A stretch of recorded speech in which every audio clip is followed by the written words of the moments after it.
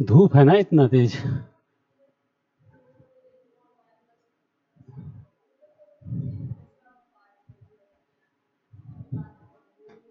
नमस्कार दोस्तों, आइए हम लोग डेली करंट न्यूज के संदर्भ में आज का जो प्रमुख टॉपिक है उस पर चर्चा करते हैं, जो कि भारतीय अर्थव्यवस्था से संबंधित है। बेहद इंपॉर्टेंट टॉपिक है। टॉपिक यह है कि लॉजिस्टिक्स से संबंधित क्या चीजें हैं कि जो कि प्रमुख न्यूज़पेपर द हिंदू में यह आर्टिकल छपा था। आइए इस पे हम लोग चर्चा करते हैं कि लॉजिस्टिक्स क्या है। चूंकि भारतीय अर्थव्यवस्था में जो इंडियन इकोनॉमी है, अगर भारतीय अर्थव्यवस्था में कोई फील्ड तेजी से विकास कर रहा है तो वर्तमान समय में लॉजिस्टिक्स फील्ड ही है। तो उसके संदर्भ में जो न्यूज था कि भारतीय अर्थव्यवस्था में जो लॉजिस्टिक क्षेत्र है वह कैसे तेजी से विकास कर रहा है, इसके बारे में थोड़ा सा चर्चा करते हैं। पहला प्रश्न यह है कि लॉजिस्टिक्स क्या है। आप जानते हैं कि लॉजिस्टिक्स होता है कि कोई भी सामान एक बिंदु से अपने मूल बिंदु तक अंतिम उपभोक्ता के बीच जो ले जाने का जो एक कार्य प्रणाली होता है, वही व्यवस्था हम लॉजिस्टिक्स के अंतर्गत समझते हैं। अब मामला क्या है, अगर बात किया जाए तो लॉजिस्टिक्स के कई टाइप्स होते हैं, जैसे इनबाउंड लॉजिस्टिक्स होता है, आउटबाउंड लॉजिस्टिक्स होता है, रिवर्स लॉजिस्टिक्स होता है। लेकिन हम लोग का जो वास्तविक चर्चा है वह यह है कि वर्तमान समय में जो लॉजिस्टिक्स फील्ड है ना, ये बहुत तेजी से गति कर रहा है। आप देख रहे हैं, एक डेटा है कि लगभग ये बहुत तेजी से गति कर रहा है। और उस संदर्भ में यह जो आर्टिकल है यह है कि भारत का जो लॉजिस्टिक्स उद्योग है वह समृद्धि का अनुभव कर रहा है, जिसका बाजार आकार वित्त वर्ष 2019 से 2024 तक लगभग 11% की चक्रवृद्धि वार्षिक वृद्धि दर से आगे बढ़ रहा है। ठीक है, और यह जो बढ़ोतरी है, वृद्धि है, यह गति जारी रहने की उम्मीद है, ऐसा अनुमानों से संकेत मिलता है। और लगभग जो अर्थशास्त्री हैं, जो उनका एक आकलन रेट है, वह बताते हैं कि यह क्षेत्र वित्त वर्ष 2029 तक 35.3 ट्रिलियन रुपए के पर्याप्त बाजार के आकार तक पहुंच सकता है। यह जो लॉजिस्टिक्स फील्ड है, ठीक है। मामला यह है कि भारत का जो लॉजिस्टिक क्षेत्र है उसके वृद्धि का कारण क्या है, उसे ऐसे कौन से कारण है, कौन से उत्प्रेरक हैं जो उसे विकास के लिए प्रेरित कर रहे हैं। तो ये भी इंपॉर्टेंट बात है। देखिए, अगर बात किया जाए तो सरकारी पहल और नीति, ये बेहद इंपॉर्टेंट पॉइंट है कि जो गवर्नमेंट की पॉलिसी है और जो गवर्नमेंट की कुछ योजनाएं हैं इस संदर्भ में, वो बेहद इंपॉर्टेंट है।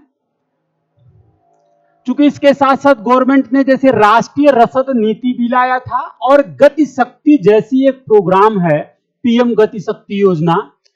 ऐसे प्रोग्राम और पहलों के माध्यम से जो लॉजिस्टिक क्षेत्र में सुधार पर भारत सरकार का ध्यान एक प्रमुख उत्प्रेरक कारक रहा है। ठीक है, और इसके साथ साथ आप जानते हैं, चूंकि अक्टूबर 2021 में पेश किया गया गति शक्ति राष्ट्रीय मास्टर प्लान विभिन्न आर्थिक क्षेत्रों के लिए एक बहु वृद्धि का कारक बना है। इसके साथ साथ आप देखेंगे कि जो भारत में ई कॉमर्स सेक्टर है, इसके माध्यम से भी लॉजिस्टिक्स फील्ड बहुत तेजी से विकास की ओर बढ़ रहा है। चूंकि आपको पता है कि भारतीय ई कॉमर्स के वर्ष 2026 तक लगभग 27% वार्षिक वृद्धि दर से बढ़कर यह 163 बिलियन अमेरिकी डॉलर तक पहुंचने की उम्मीद है। ठीक है, तो ई कॉमर्स सेक्टर भी भारत में एक प्रमुख महत्वपूर्ण उत्प्रेरक है जो भारत के लॉजिस्टिक्स फील्ड को तेजी से आगे की ओर बढ़ा रहा है। यह बेहद इंपॉर्टेंट बात है।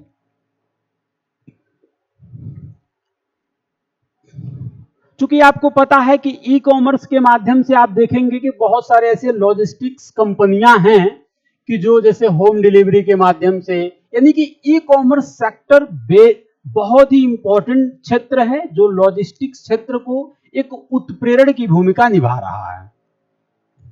इसके साथ साथ आप देखेंगे कि भारत में बड़े पैमाने पर जो आधारिक संरचना का विकास हुआ है, जो इंफ्रास्ट्रक्चर है, परिवहन से संबंधित, नेशनल हाईवे से संबंधित, राष्ट्रीय राजमार्ग से संबंधित जो आधारिक संरचना है, इसका भी विकास हुआ है। चूंकि परिवहन आधारिक संरचना में बड़े पैमाने पर निवेश लॉजिस्टिक्स क्षेत्र के विकास को गति देने में एक प्रमुख कारण है। तो यहां से एक प्रश्न अगर बनाया जाए करंट से संबंधित, तो एक प्रश्न बनाया जा सकता है कि भारतीय लॉजिस्टिक्स क्षेत्र जो है तेजी से विकसित की ओर बढ़ रहा है, उसके कौन कौन से उत्प्रेरण कारक हैं। तो ये जो कारक आपको बताया जा रहा है यही इंपॉर्टेंट है। क्योंकि अगर आधारिक संरचना की बात करें तो राजमार्गों, रेलवे पंतन और विमान पंतनों के विकास के द्वारा, चूंकि सरकार का एक महत्वपूर्ण ध्यान है यहाँ पर, तो जिसकी वजह से ये तेजी से विकास की ओर बढ़ रहा है। इसके साथ साथ आप देखेंगे कि जो पूर्वी और पश्चिमी गलियारे हैं, ठीक है, इसके साथ भी सरकार का जो लॉजिस्टिक्स फील्ड है तेजी से विकास की ओर बढ़ रहा है। लेकिन अभी ऐसे बहुत सारे कारक हैं जो भारतीय लॉजिस्टिक्स फील्ड को और बेहतर उन्नत दिशा देने के लिए एक बाधा के रूप में बनने का प्रयास करते हैं। जैसे आप देखेंगे कि जो आधारिक संरचना है इसका भी विकास बहुत तेजी से नहीं हुआ है और इसका विकास तेजी से करना जरूरी है, ठीक है। तो यह भी एक कारक है। इसके साथ साथ आप देखेंगे जो भारत में रेगुलेशन है, जो कानून से संबंधित जो विधियां हैं, इसमें भी जो आपका एक रेगुलेशन प्रक्रिया है, इसको भी थोड़ा सा क्या है, विनियामक प्रक्रियाओं को भी बेहतर करना है। क्योंकि सभी राज्यों में लॉजिस्टिक संबंधी जो अनुमोदन के लिए एकल प्रणाली की आवश्यकता है, ताकि जो किसी प्रकार व्यापारिक गतिविधियों में समस्या ना होने पाए। तो ये भी इंपॉर्टेंट फैक्ट है। तो ये रहा एक प्रमुख आर्टिकल जो लॉजिस्टिक्स से संबंधित है, जो कि बेहद इंपॉर्टेंट है और इसे आप जरूर जो है न्यूज में, यहां से एक प्रश्न करंट अफेयर का जरूर बन सकता है। जय हिंद।